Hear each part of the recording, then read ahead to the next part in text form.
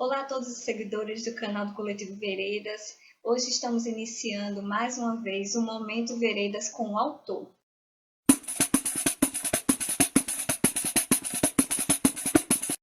Dessa vez, para apresentar o livro Trabalho, Educação e Pobreza, da professora Escolástica Santos, uma professora lá da Universidade Federal do Piauí. Ela está aqui conosco hoje para apresentar o livro para vocês. Escolástica, tudo bom? Qual o objetivo principal da sua obra? Olá, Milena. Olá, pessoal. Bom, esse meu livro, ele tem a função de desconstruir essa ideia de pobreza como sendo algo natural. Então, a ideia é apresentar a categoria pobreza como uma construção social. Então, eu inicio logo no primeiro capítulo, trazendo uma discussão sobre o trabalho, a categoria trabalho, a partir de Lukács, que explica o trabalho como um complexo social, na verdade um complexo fundante do ser social e da sociedade, para explicar desde a gênese, como é que vai se dando as relações sociais, a partir dessas relações de trabalho, como a sociedade ela vai se hierarquizando, constituindo as classes sociais a partir do processo de apropriação privada dos meios de produção, enfim, aí a própria gênese do Estado também, basicamente isso que eu discuto no primeiro capítulo. A partir disso, eu apresento algumas teorias que eu chamo de teorias manipuladoras do real. Por que manipuladoras do real? Porque elas apresentam a pobreza como sendo um dado natural e não uma construção social.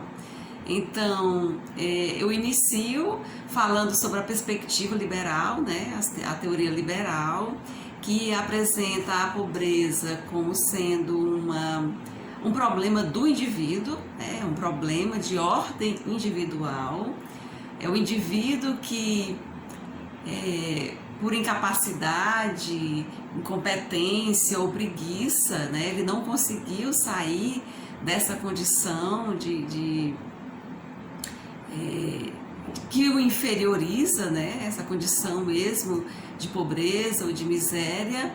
Logo, essa é uma questão do próprio indivíduo e que os outros indivíduos não têm nenhuma responsabilidade. Então, se alguém quiser ajudar, que seja por iniciativa própria, mas não que o coletivo ou que a sociedade, de um modo geral, tenha responsabilidades em relação a isso. A outra teoria que eu apresento é a teoria de Thomas Malthus, que ele é também um liberal, claro, mas ele traz um outro elemento para o debate acerca da pobreza.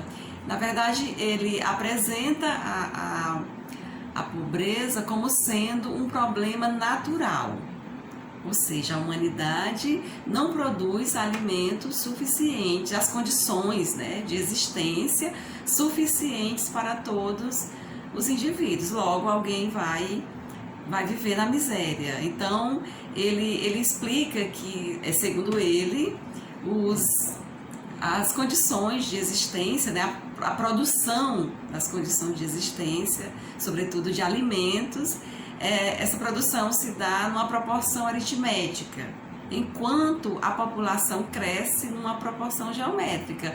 Ou seja, a pobreza é culpa do crescimento demográfico. Então, os pobres se reproduzem muito e, por conta disso, reproduz também a pobreza.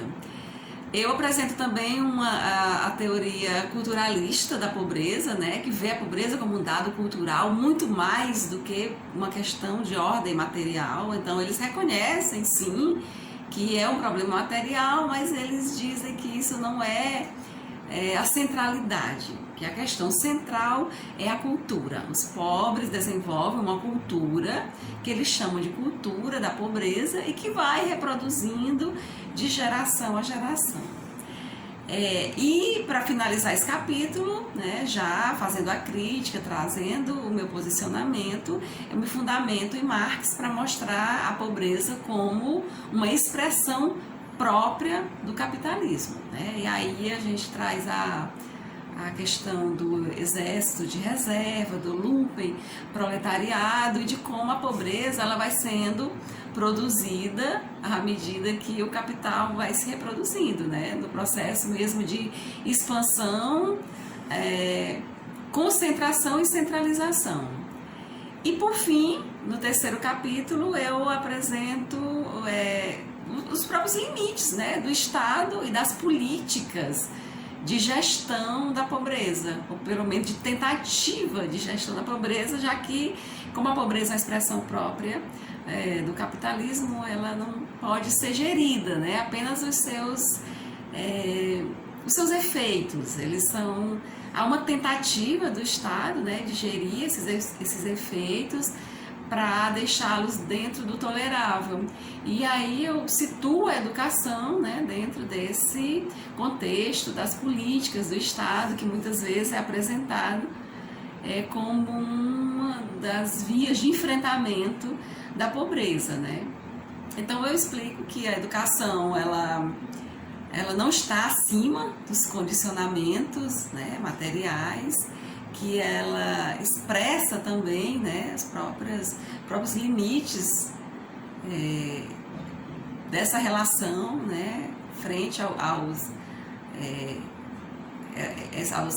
essa relação, né, frente às imposições do capital. Então, a educação, né, frente aos limites absolutos do capital, ela é chamada a dar respostas. E essas respostas, né, uma vez que essas políticas elas são elaboradas pelo Estado, que também tem os seus limites, então ela não rompe com as imposições do capital.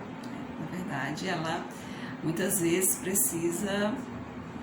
ela acaba em larga medida mesmo reproduzindo muito, né, das exigências do mercado. Então é isso, eu espero que o meu livro ele possa contribuir minimamente para o debate crítico acerca da educação.